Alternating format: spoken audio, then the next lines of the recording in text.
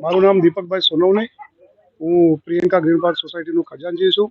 આજ રોજ અમે બધા બહેનો સાથે યુવા વર્ગ માલેગાંવમાં મહારાષ્ટ્ર ખાતે જે નાનકડી 4 વર્ષની બાળકી એના પર એક નરાધમે પાશવી બળાત્કાર કરીને અને પથ્થરથી છીનીને એનો જીવ લીધો. એના વિરોધમાં આજે અમે બધા બહેનો સાથે અને યુવા વર્ગ વિરોધમાં અને અમે માટે ભેગા થયા છે.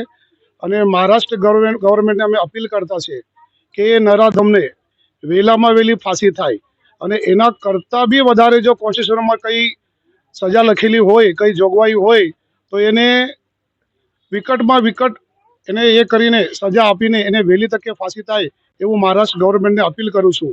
અને હું આજે આ ન્યૂઝ ચેનલના માધ્યમથી સમાજને અને સરકારને એક મેસેજ આપું છું કે નાની ભૂલકાઓ, નાની છોકરીઓને આજે સ્કૂલમાં ભણતી હોય એમને સ્કૂલમાં એક ચોપડી ઓછી ભણાવે તો ચાલશે, પણ એમને સેલ્ફ ડિફેન્સ માટે, પોતાના સંરક્ષણ માટે એક પર્સનલ એક વિષય રાખવો જોઈએ. એમને કરાટે ક્લાસ ભણાવવું જોઈએ કે જેથી થઈને આ કોઈ પણ લુખ્ખા તત્વ નરાધમ કોઈ પણ મારી નાની બાળકી એના પર આવું કૃત્ય ના કરે, એનો જીવ બચે.